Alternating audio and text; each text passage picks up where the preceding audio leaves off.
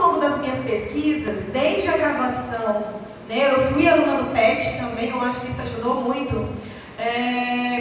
Eu sou uma pessoa muito questionadora, então eu me entregava com tudo. Da onde vieram essas variedades locais de arroz? Por que estudar o arroz da Baixada Maranhense? E a primeira coisa que eu cheguei no Rio de Janeiro foi um colega meu de mestrado que ele disse assim: mas por que você vai estudar arroz? Uma cultura tão estudada, né, e do Maranhão, né, que o Maranhão tem um dos piores indicadores de produtividade do país. Não tem hoje um posicionamento no mercado econômico. Olha a posição dele agrônomo, né? E eu fiquei intrigada com aquilo, e essa pergunta eu levei inclusive para minha defesa de mestrado, que aí eu pude responder por que era importante estudar. E aí, enfim, eu não vou falar da minha trajetória, mas quando eu entrei na universidade, eu entrei no curso para formação de professor, né? E aí era a licenciatura e o desafio das licenciaturas interdisciplinares, não sei se vocês já ouviram falar, né? Distribuídas nos campos do continente. Foi um desafio muito grande, porque daí eu tinha acabado de entrar na universidade com o meu doutorado, né? Tinha estudado variedades, né, de arroz. E o que eu ia fazer num local que era formação de professor, né, uma sala de aula apenas, né, sem um laboratório dos sonhos, que a gente, quando entra numa área, né, de um curso desse tipo, espera. E aí eu tive que arregaçar as mangas, estudar o projeto, estudar o PPC. Porque a primeira coisa que nós professores perguntamos quando nós ingressamos em uma escola é: qual é o conteúdo da minha aula? O que eu vou falar hoje? Ninguém pergunta qual é a temática que nós vamos abordar, qual é o contexto da aula de hoje. A gente quer saber o nosso conteúdo. Eu vou dar o que hoje? Soluções. Ótimo. Então eu, como qualquer professora, perguntei: cadê as minhas emendas? O que eu vou trabalhar? E aí, quando me falaram: não tem emenda, professora, esse PPC, você desenvolve os conteúdos a partir das competências e habilidades estabelecidas. Aí eu pirei na maionese, que eu não sabia nada. Para mim, competente não é ser eficiente. E aí fomos estudar, né? Estudar, e houve realmente, para que nós possamos exercer a nossa, né, função de docente, de professor, ou a gente sai da nossa zona de conforto e vai estudar, ou então a gente vai ser um reprodutor de conteúdo e não vai adiantar estar falando essas coisas e discutir isso aqui. Porque para ser reprodutor de conteúdos e preparar aluno para responder a questão do Enem é diferente, né? E aí quando chega na universidade a gente tem a maior dificuldade, né? Dificuldade de quê? Como trabalhar os conteúdos numa contextualização, numa abordagem mais socioeconômica. Eu, bióloga, dizendo isso, né? Mas a gente vai já ver mais para frente algumas colocações. Então, assim, a gente, quando está no ensino superior, a gente já vem de uma formação que é frágil, e aí a gente já tem os alunos para formar para serem professores de uma formação frágil, que já vem de uma formação também delicada do ensino médio, né, principalmente escola pública. E a gente fica nesse círculo, né, o que a gente pode fazer. E aí a gente começa a estudar os trabalhos de Paulo Freire, como que Paulo Freire, a gente fala de ter muitos alunos em sala de aula, e como que ele deu um curso, eu fiquei imaginando um curso de alfabetização para 300 pessoas em 40 horas. Né? Isso devia ter ido para o livro do Herbert, né? Como é que ele faz isso? E a gente reclama das salas de aula cheias, né, que é impossível. Estou dizendo que a gente tem que fazer isso, mas o que eu estou querendo dizer é que a gente não tem que se prender a um limite, né? A gente não tem que estabelecer padrões, né, para a gente transmitir as nossas experiências e discutir, né? Esse processo de discussão, ele não tem limite, né? Então aí a pedagogia da autonomia como prática de liberdade em Paulo Freire. E aí a gente fala em Paulo Freire, se a gente for perguntar para alguns aqui, Paulo Freire ultimamente, né, como que ele tem que passar o slide? Paulo Freire ultimamente, ele tem sido colocado na mídia, mas de que forma que ele tem, que as pessoas têm se reportado, né? Quando tem dia dos professores, quando tem algo de ensino, a gente procura logo lá no Google uma frasezinha de Paulo Freire e coloca no nosso status, coloca no nosso Insta, né? Ninguém tem liberdade para ser livre. Pelo contrário, luta por ela precisamente, porque não a tem. Ninguém liberta ninguém, ninguém se liberta sozinho. As pessoas se libertam em comunhão. Né? E como que se dá isso? Né? Esse processo, a gente não está livre em comunhão. E aí, entender esses pensamentos de Paulo Freire, eu comecei a preparar aqui a fala, e eu chorei a semana, assim, uns 4 dias eu chorava. Mas eu não chorava, não é porque eu sou bobinha, não. É porque é uma coisa tão forte, que vocês não têm noção, né? A maturidade, talvez, me tornou sensível, né? Para o que Paulo Freire coloca. E aí, ensinar, não é a frase famosa, né? Que no final a gente vai trazer isso. Ele diz que ensinar não é transferir conhecimentos, mas criar as possibilidades.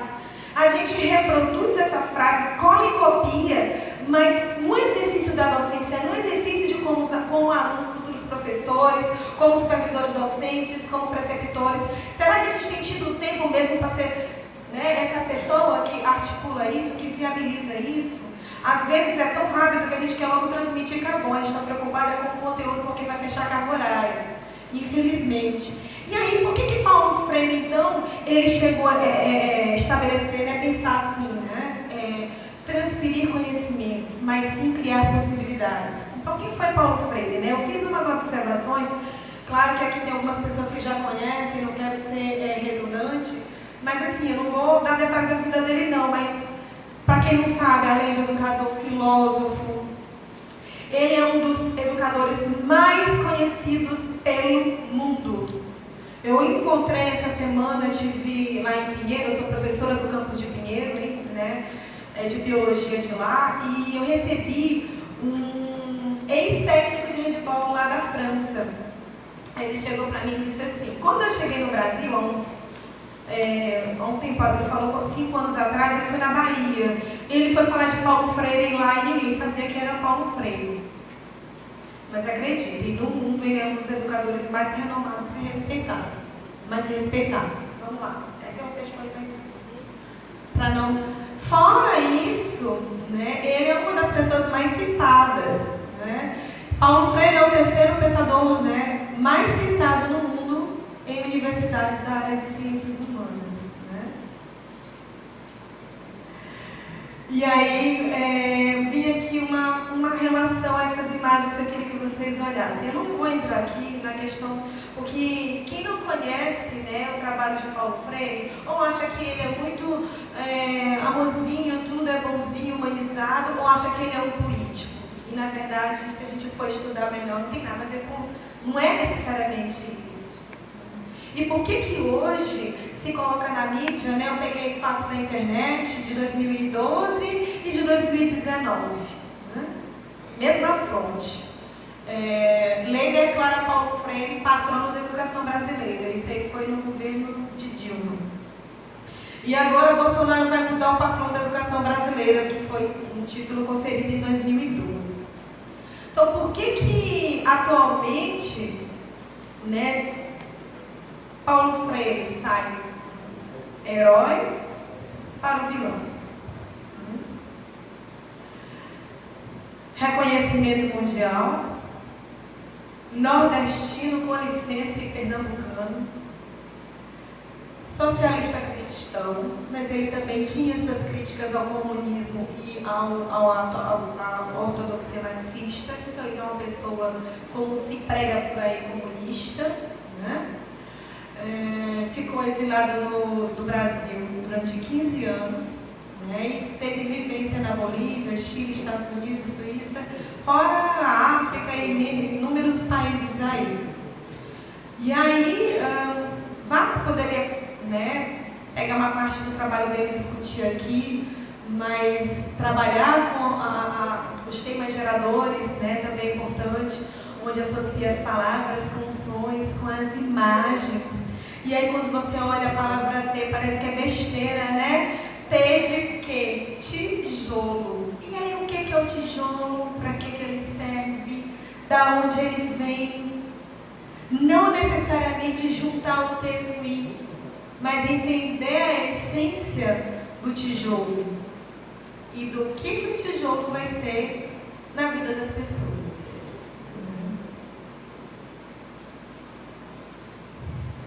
Aí, eu preciso falar isso porque às vezes é importante a gente entender por que as agressões são tão violentas em relação ao Paulo Freire e por que se posicionar e defender, a gente não tem que ter vergonha disso.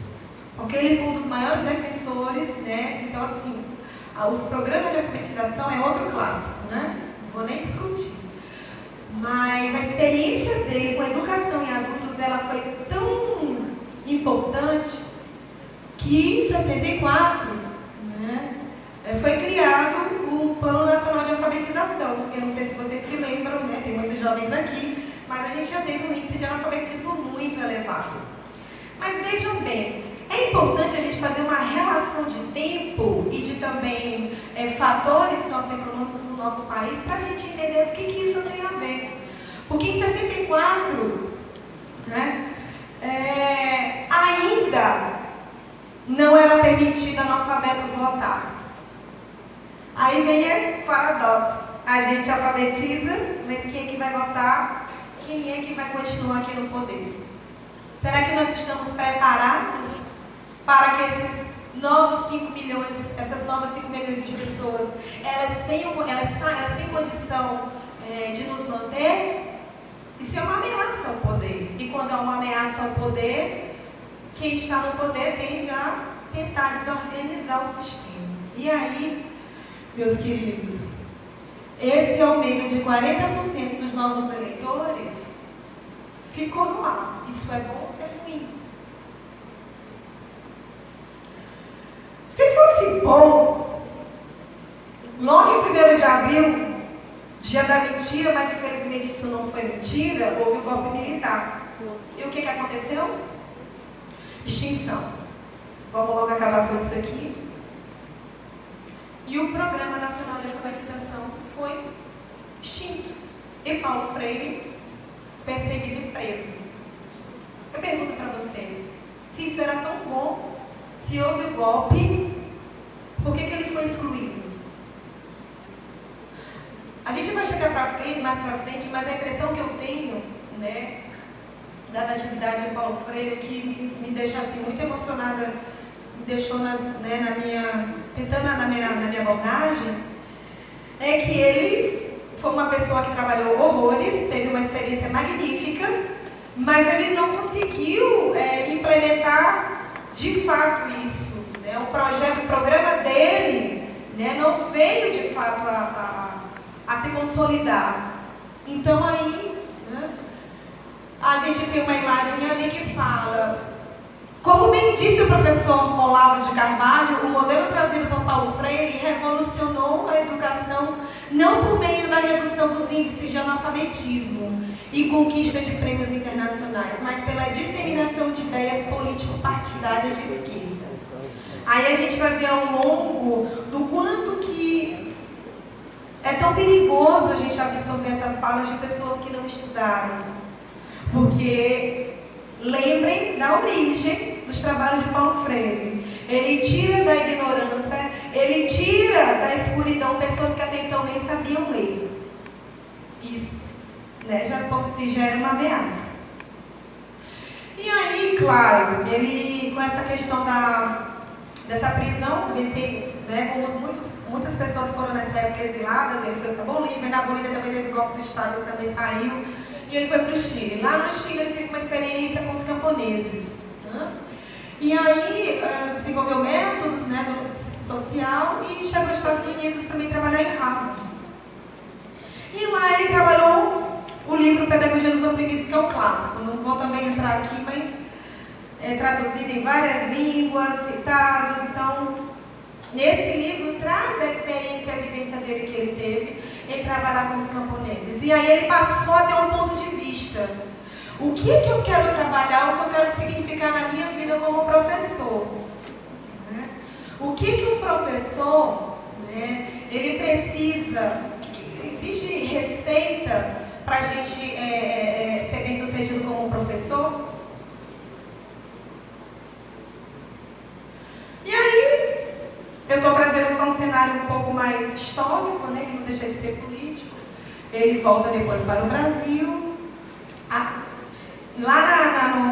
Falei na Pedagogia do Oprimido, mas tem um fato curioso, para quem não sabe. Esse livro, ele só foi lançado no Brasil 4 anos depois. Porque nessa época tinha o artigo, né, 5, né? Desculpe. E esse artigo, ele censurava os meios de comunicação. E aí o livro dele só 4 anos que chega aqui. E aí Paulo Freire, ele trabalhou muito, eu entendo esse lado dele quando ele fala humanizado, porque ele trabalhou muito na Igreja Católica, né? Então isso, trabalhar de perto com as pessoas e sentir as pessoas, às vezes é diferente de que você está aqui na frente, né? E a gente vê essa relação que a gente tem com as pessoas de contato. Que relação é essa? Que eu vou só para o meu quadro, escrevo, passo... Hoje a gente tem a questão dos slides do Datashow, que é maravilhoso. O professor dispara 50, 40 slides para a gente, e em 2, 3 horas ele sai feliz porque ele deu conteúdo e registrou. E a gente? O que serve esse conteúdo? Essas palavras, ainda mais quando a gente vai para as áreas, né, das ciências naturais. A gente enche de figuras e de imagens, né? E os alunos, no 13º slide ele já era, né? A gente fica boiando. Ainda mais quando tem que ter um letramento, né? Umas palavras técnicas, que aí já viu. Eu sou professora de genética, eu entendo bem isso, né? Então, assim, há uma dificuldade, mas aí a gente tem que entender, né? Esse processo ele se desenvolve continuamente, incorporando novos elementos, de se questionar tudo sobre si mesmo. Eu misturei várias coisas do livro da pedagogia, essa questão da autonomia, para a gente ter noção de que esse conhecimento, até mesmo nos livros didáticos, o que nós selecionamos para trabalhar? Quais são, na verdade, você seleciona o quê? Quando a gente vai trabalhar um PPC, que é um projeto político-pedagógico de curso, seja numa escola de educação básica, ou seja na universidade, a primeira coisa que as pessoas pensam, sabe o que é? O conteúdo. Não mexe com a minha carga horária. A gente só fala nisso. Aí eu tive outro dia umas discussões que eu disse assim, qual é a identidade do curso? Qual é a identidade do projeto? Por que não se pensa num projeto e trabalhar os eixos temáticos a partir dele? Por que é tão difícil, gente, a gente implementar essas coisas? E ainda, né, eu vou misturando algumas coisas aqui, mas ele ainda traz pra gente, né, de que homens e mulheres, né, como sujeitos, ao tomarem consciência de sua realidade de sujeito, começam a sentir a necessidade de relacionar-se com o mundo e com o outro. As diversas linguagens, ciência, religião, intuição, sensibilidade, são elas que vão dizer quem somos. Porque na hora, o nosso aprendizado, o conhecimento que nós decidimos trabalhar, ele também tem a ver com valores. Tem professor que não acredita em criacionismo. Então, por que ele vai trabalhar criacionismo? Ele vai lá, passa batido. Mas ele vai lá, perde tempo com aquilo que ele gosta. Por que às vezes a gente perde tempo no conteúdo? Esse eu amo. E outros a gente não, né? A gente é mais limitado. Quem disse que o que tu pensas é o mais importante nesse momento para essa comunidade, para esses alunos? Como é que você vai decidir o projeto que vai trabalhar, que vai realmente mexer com várias competências e habilidades deles? Como é que a gente cria um projeto sem nem conhecer os alunos e implementa de uma forma, às vezes, muito dura? Né? E aí, tem uma questão aí, né, dos mais aptos, né, que isso é um pouco da biologia, mas tem a ver com as interações. Eu tenho falado muito isso. As interações no ambiente, sejam elas de competição, parasitismo, predatismo, simbiose, todas essas interações ecológicas, elas acontecem no meio social. Não tenho dúvida.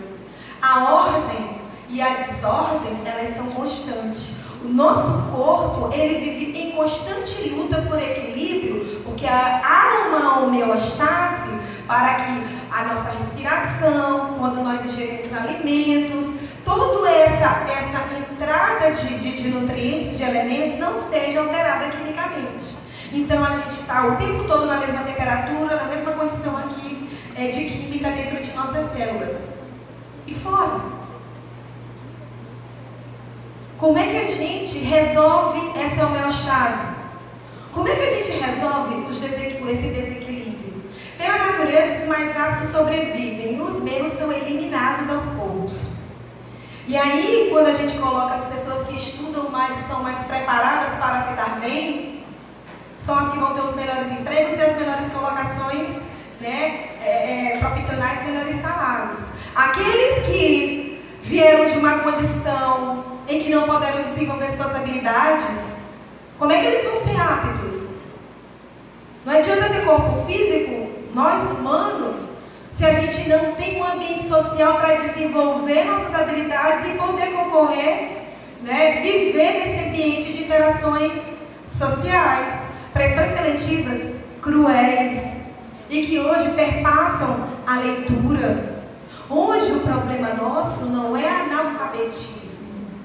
O nosso problema é decidir em que eu quero acreditar, em descobrir qual é a minha identidade como pessoa, em descobrir se eu sou capaz de sair da minha estabilidade emocional, profissional, para lutar pelo coletivo e assim ter uma melhora. Será que nós estamos preparados para isso? Para promover essa desordem? Quando eu falo desordem, eu estou falando de baderna, burburinho. Eu estou falando balbúrdia. Eu estou falando de a gente se reencontrar. E aí, quando a gente compara, por exemplo, animais que vivem organizados em sociedade, as abelhas. Tudo bem, né? Que é uma fêmea que domina. Mas nessas organizações, a gente tem, parece assim ser cruel, mas existe claramente uma divisão de funções. E há um equilíbrio entre eles. O fato de viver com funções, com pessoas diferentes, não significa que a gente não vá entrar em desarmonia, vai sim. Mas como é que a gente pode minimizar, ou como é que a gente pode tornar essas interações sociais que contribuam para o nosso crescimento e diminuam ainda mais as desigualdades sociais? Como é que a gente pode garantir, né, que a diversidade, que a ética, né, ela permaneça, seja respeitada? Não, volta rapidez. Aí, quando a gente fala da biologia, não adianta ter o fenótipo, não adianta hoje ser bonitinha e botar foto no Instagram. Você pode conseguir seguidores, você pode conseguir, né, se manter. Não adianta também a questão social. Não é só quem é ser pobre e quem ser rico. A religião em si, a aceitação. Inclusive, Paulo Freire, ele não, apesar de ter trabalhado na Igreja Católica, ele não usa um ser supremo, um ser como muitos usam para poder arrebatar seus eleitores.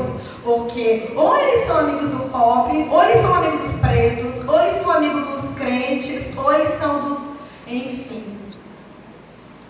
Mas aí a gente vê as distinções. E ele vê que a gente, né, tem que ter cuidado aí com isso.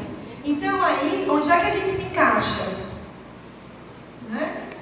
E aí, quando a gente vai nessa busca por se manter vivo no ambiente diante das pressões seletivas, hoje eu estou aqui porque é uma atividade de residência, se não for vou perder ponto, porque se eu não fizer minha prova vou perder. A gente vai se distanciando também, né, da nossa identidade, da nossa cultura. E eu pergunto para vocês, o que vocês têm participado na cidade de vocês, na universidade de vocês, em relação à importância histórica, cultural? Ah, eu não tenho tempo para assistir coral, não. Assistir o Guarnicê. Isso é perda de tempo, eu tenho que estudar para a prova. E aí, às vezes assistir um filme te ajuda muito mais para uma avaliação escrita do que estudar sozinho em casa, né, e pensar nos conteúdos.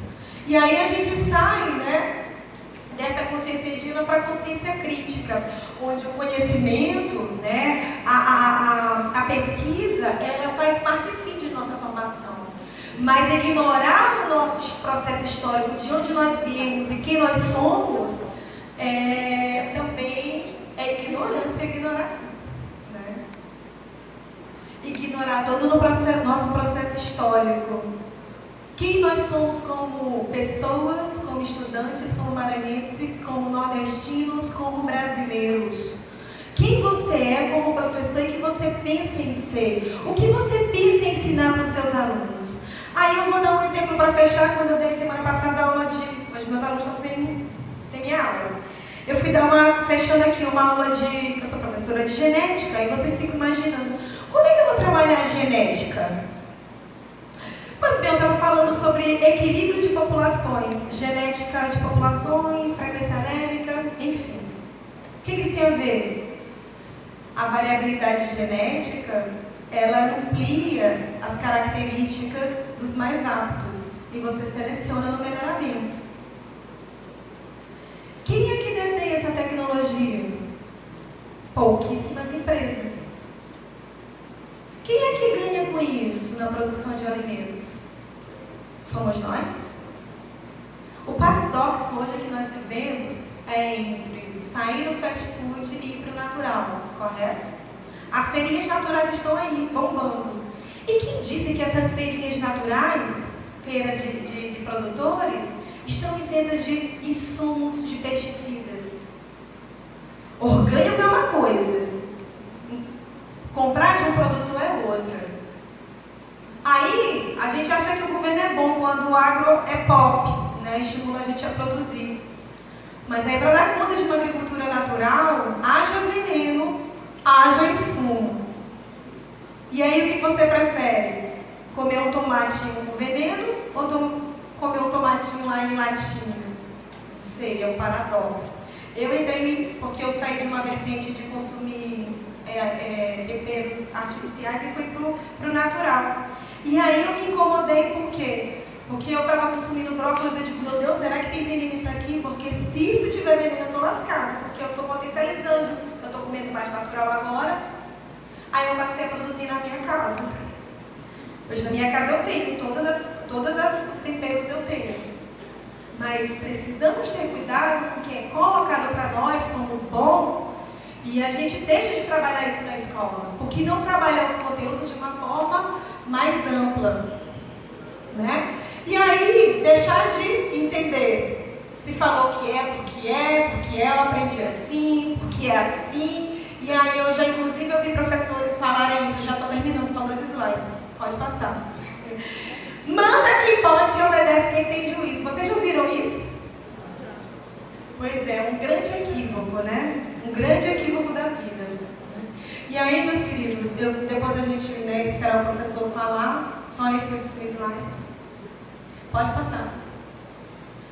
Isso aí é um questionamento aí sobre a questão do petróleo que está acontecendo, que isso aí não é nada, né? A gente precisa trabalhar ideologia, ser neutro é ser político. E absolutizar o nosso ponto de vista é perigoso. Então, como futuros professores, temos que ter cuidado, temos que ensinar que nem sempre o nosso ponto de vista é o único que existe.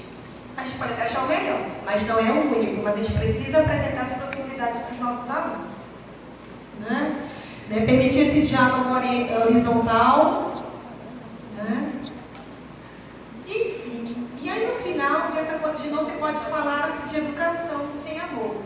E é verdade, meus queridos. Quando a gente fala em humanizado, a gente tem que viver. Viver, ter amor, né, em ser professor, não é você fazer as coisas, gastar seu dinheiro, necessariamente, não é isso. Mas é você procurar na essência o que pode fazer diferença ali. Né? Eu, desde os 12 anos, eu queria ser professora. Eu dou aula assim, o tempo todo sorrindo. Eu me arrumo como eu vou uma festa. Por quê? Porque é meu local de ter prazer. Depois da minha família, é isso. Então, se for para ser professor, a gente tem que se fazer com vontade. Né? E o exemplo de Paulo Freire foi fantástico. E que ele, né, traz, sim, muitos exemplos para a gente usar isso como uma prática pedagógica libertadora. Então, sejamos livres, sejamos resistência. Né?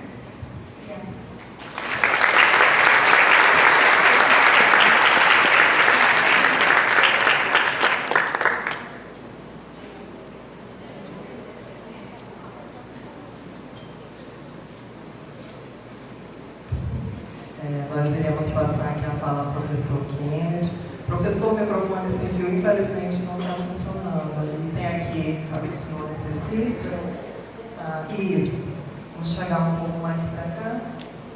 Acho que fica melhor.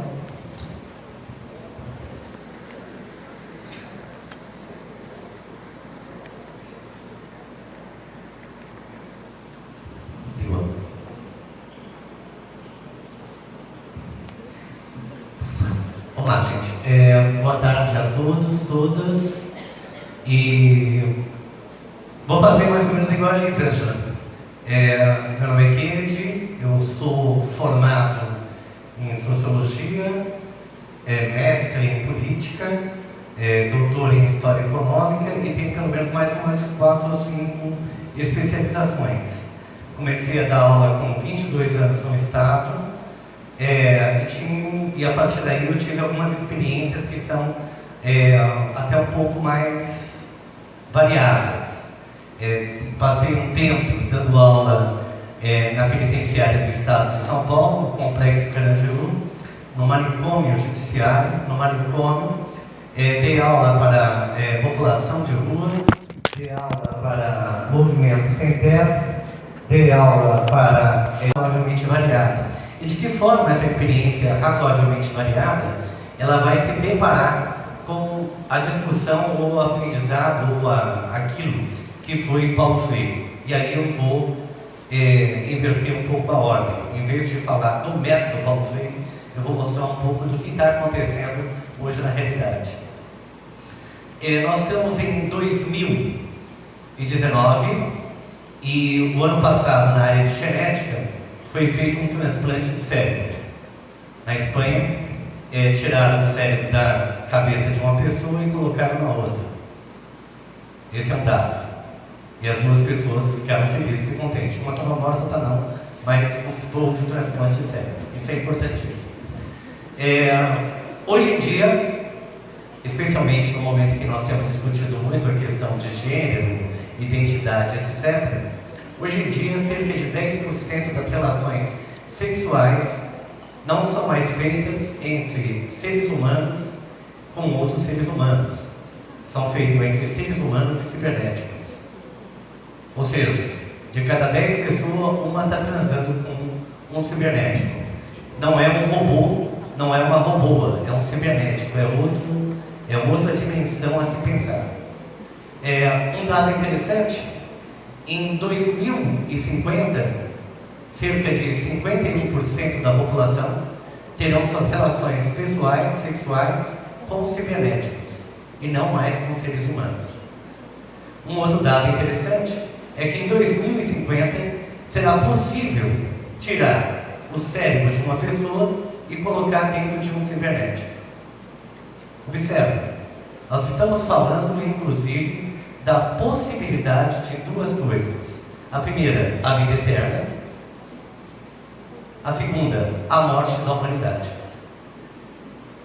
Tudo bem? Vida eterna e morte da humanidade. Stephen Hawking, físico, diz mais ou menos que em 2140, o último texto que ele escreveu antes de morrer, o ano passado, em janeiro do ano passado, ele calcula que em 2140 a humanidade estará extinta. Estou colocando esse dado de realidade para nós começarmos a discutir o que é a educação e qual é o mundo que nós queremos educar. E que mundo que nós estamos disputando para que haja essa educação. Observa, eu estou falando que a sociedade ela está passando por uma profunda mudança social, que várias novas forças produtivas, novas formas de incremento da sociedade estão sendo aceleradas de maneira impressionante. Hoje, um ser humano ele tem um QI mais ou menos de 110 em média. As novas acelerações que estão sendo feitas, é possível que em 2030 nós nos deparemos com pessoas que estarão com QI em torno de 250. Uma evolução de aceleração cerebral fora de série. Esses dados que eu estou comentando aqui colocam que tipo de mundo nós estamos discutindo e que tipo de ser humano que a gente está querendo, ou se vai haver ser humano. Um terceiro detalhe interessante. Hoje já são feitas experiências no Vale do Silício e em outros lugares, onde a figura do professor, eu, ela e muitos aqui, ou são, ou futuros, ou serão, né, está sendo substituído exatamente por cibernético. Tudo bem? Nós estamos tirando o ser humano e estamos colocando no lugar um cibernético que vai dar aula. É óbvio, um cibernético dando aula, aquele aluno chato, aquela confusão naquela classe de aula, um cara que tem determinado tipo de comportamento ou determinada necessidade de atenção, ao cibernético isso não será colocado. Ele não precisa passar por isso. Ele não lhe irritará caso a Elisângela, seja lá, esteja nervosa. Eu não ficaria irritado. Eu sou apenas um cibernético. O elemento da paixão, do tesão, da emoção, ele é descartado. Tudo bem? E ao mesmo tempo, a educação em Paulo Freire é um ato em que o ser humano se depara com outro ser humano. Um ser humano só pode ensinar enquanto está aprendendo. Um ser humano só é um ser humano porque ele leva a liberdade do outro ao infinito. Observa, o que nós estamos discutindo é qual é o tipo de realidade e qual é o tipo de sociedade que está sendo construído, e qual seria a atualidade e o tipo de pensamento que Paulo Freire pode herdar para essa sociedade. Dentro do pensamento freiriano, o mundo ele não é neutro. As opções e as políticas não são neutras. Os seres humanos não são neutros. Eles fazem escolhas e essas escolhas estão lastreadas, ancoradas conforme a vinculação que essas pessoas têm com a sua realidade. A exemplo, um ser humano que de repente tem toda uma experiência de vida focada dentro de determinados privilégios, dentro de determinada, vamos dizer, uma vida muito mais cômoda, a capacidade desse ser humano entender o outro, ela é muito menor. Observa, a vida de um cara que é pobre, que nasce num bairro periférico, e as condições de ensino que esse cara tem, as condições de vida que esse cara tem, são muito distintas e muito diferentes, tanto no elemento de aprender, tanto no momento de compreender como se desenvolver daquele que é filho de um empresário. Paulo Freire não estará abrindo ou fechando o debate sobre o que é o conhecimento. Ele estará simplesmente dizendo que esse conhecimento ele só é possível e só é existível a partir do instante que ele está mensurado pela própria realidade. Em toda vez que eu tive que trabalhar dando aula, exemplo, você está, detalhe, bairro periférico de São Paulo, periferia, barra pesada, coisa e tal. Você chegar na escola e fazer uma relação com aquela criança ou com aquele adolescente, ela não pode ser neutra. Ela não pode ser apagada. Você vai estar mediando com uma realidade dada a você. Você chega num lugar, aquela realidade está colocada. Me lembro de um colega meu, Júlio, que dava aula de física, e para alcançar as pessoas no EJA, o que ele fazia? Ele ensinava matemática mostrando a conta de luz. E muitas vezes a conta de luz tinha erros, e esses erros eram aprendidos. A pessoa entendia aquilo dentro da realidade dela. Há pouco tempo atrás eu fui convidado para fazer uma pequena palestra pelo pessoal petiano, e houve um detalhe que me chamou muita atenção. Um professor de Paços de Lumiar, ele para ensinar as estrelas, constelação, coisa e tal, o que ele fez? Ele foi pegar as mitologias existentes dos mundos indígena e do mundo afro. Por quê? Ele estava lidando com uma realidade em que as pessoas eram de origem afro e eram de origem indígena. Ele trazia a realidade. Em vez de explicar a partir dos mitos que vinham da Grécia, de Roma e etc., ele trouxe para aquilo que é o Brasil. Isso é Paulo Freire. O que aquele cara estava fazendo era trazer a realidade e fazer com que aquilo ficasse palpável, real, fosse algo próximo à pessoa.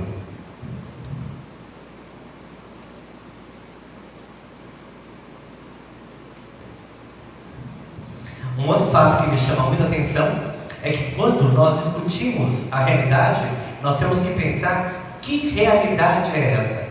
Paulo Freire, por exemplo, ele é beneficiado. Ele nasce numa família tradicional, pernambucana, rica, tá? É uma pessoa que de repente teve todas as possibilidades de vida, e ele chega à crítica política, ele chega à crítica da sociedade, da mesma forma que boa parte da geração dele, da Universidade do Pernambuco, da Escola de Direito do Pernambuco, chega através do conhecimento e da ciência. Ele teve parceiros interessantíssimos para fazer esse debate: Josué de Castro, Celso Furtado, Gilberto Freire. Ou seja, a nata do pensamento freiriano, ela tem uma ala de diálogo imensa, e essa ala de diálogo possibilita compreender o mundo que ele está vivendo. Um fato que é importante: qual é o debate que Freire vai enfrentar na década de 50 e que vai enfrentar na década de 60 e depois traz do exílio? Que país é esse? Qual é o modelo de país que nós estamos discutindo? O pessoal que talvez seja da história e também das ciências sociais sabe que na década de 50, 60, década de 50, 60 e depois atualmente, houve um debate, foi aberto um debate sobre quais os rumos do país, qual o desenvolvimento que esse país vai ter. E nesse sentido é importante uma fala da Elisângela, quando ela lembra da experiência freiriana em 1963 em Agudos, no Rio Grande do Norte. Ou seja, alfabetizar aqueles camponeses era trazer uma massa que estava excluída da política, que estava fora do mundo, que não era nem considerado cidadão. E naquele momento aquilo era apenas 60% da população brasileira. 60% da população brasileira. Detalhe significativo: não é à toa que todas as camadas, classes dominantes, grupos dominantes, nesse período se voltam contra aqueles que propunham esse método Paulo Freire, seja o Arraes, seja Brizola, seja qualquer um desses políticos, foram combatidos pelo pensamento freiriano. Não é pouca coisa.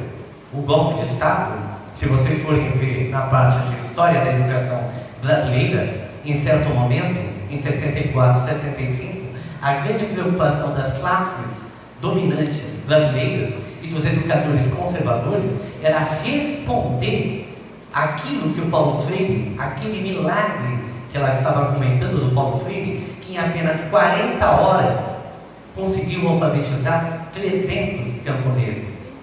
Que em apenas um ano fez isso na Guiné-Bissau, fez isso na Nicarágua. Ou seja, trouxe aquela pessoa, aquele Ivo que via a uva, para entender o processo de produção da sociedade a qual ele vivia. Então, o que nós temos? Nós temos um cara, uma liderança, um pensador, um grande dirigente teórico, um grande dirigente político que tentava fazer uma grande reforma do Brasil. Não é pouca coisa. Não é um homem que apenas foi um técnico, um homem que apenas escreveu e assinou papel. Era um homem que se colocou como brasileiro diante da luta, que falta hoje em dia. Tem muita gente com mão dada e pouca gente dando porrada. Penso que esse modelo do Paulo Freire é a principal coisa a ser pensada e a ser assimilada. Ou seja, as pessoas têm que se posicionar diante da realidade. Um professor, ele é uma pessoa que tem opinião, independente de ser conservador ou não. Por exemplo, eu não tenho um grau de acordo que talvez vocês duas tenham com Paulo Freire. Posso falar, por exemplo, que a minha principal crítica como marxista é observar a não superação das classes sociais a qual ele coloca. A liberdade humana, ela passa como sendo uma coisa tecnológica. Isso vem de São Tomás de Aquino, Santo Agostinho, São Bernardo, São Bento Tertuliano, desse lastro cristão que tem Paulo Freire. A superação e a liberdade de Paulo Freire é fenomenológica. É um ato que o Espírito dá a partir da autoconsciência, que vai se manifestar numa autoconsciência coletiva. Tudo bem, é legal, é tudo isso. Mas isso não supera e isso não destrói aquele que gera a opressão. Dois lastros, Estado e a classe dominante que domina o Estado. Então essa é a primeira crítica que eu faço ao Paulo Freire. A segunda crítica é a própria visão de alienação. A alienação, ela não é uma relação que se dá permanentemente, mas é uma coisa que é escolhida pela própria pessoa a partir do auto ou não de auto se conhecer. Então, quer dizer, nós temos um vários debates. Paulo Freire, por exemplo, um pensador cristão, muito bem assinalado por ela, né? Ele tem uma imensa contribuição e essa contribuição é importante. Só queria assinalar esse dado que eu acho que é importante porque as pessoas, hoje em dia, até pela ignorância que tem assolado o Brasil e outros países, você vê pessoas dizendo que Paulo Freire é isso, é aquilo, e na verdade não tem respeito, inclusive, para saber aquilo que é. Porque se eu sei que o cara é filho da puta, eu vou chegar um cara de filho da puta porque eu sei que o cara é filho da puta. Eu não posso chamar um cara daquilo que não é. É errado. Até epistemologicamente é errado. Se o cara é marxista, xinga ele de marxista. Aí não vai ser nem xingamento, vai ser elogio. Mas no caso do Paulo Freire, esse não é o caso. Volta a um outro fator que para mim também é muito interessante. Há um elemento nesse texto, Pedagogia da Autonomia, ele é como se fosse uma autorresenha. Uma autorresenha. Você vai pegar a Pedagogia do Oprimido, Pedagogia da Liberdade, Cuidado, Escola, etc, etc. As cartas do Paulo Freire, os vários textos, eles vão estar resumidos, mais ou menos, nessa resenha. E ele abre a resenha, ele abre esse texto, colocando aquilo que já tinha dito antes, a necessidade de saber qual país, a necessidade de saber qual o posicionamento. Então, Paulo Freire, em 1994, ele se posiciona contra o neoliberalismo. Observa, vocês são jovens pipolhos, são menininhos. Em 1990, quando caiu o Muro de Berlim, Fujimori, por exemplo, que ninguém nunca ouviu falar, nem os alunos de ciências sociais, alegava que tinha acabado a história. Bush dizia que não haveria mais guerras. Habermas queria uma nova ética universal, já que a liberdade tinha sido alcançada. Naquele momento, o neoliberalismo não era questionado.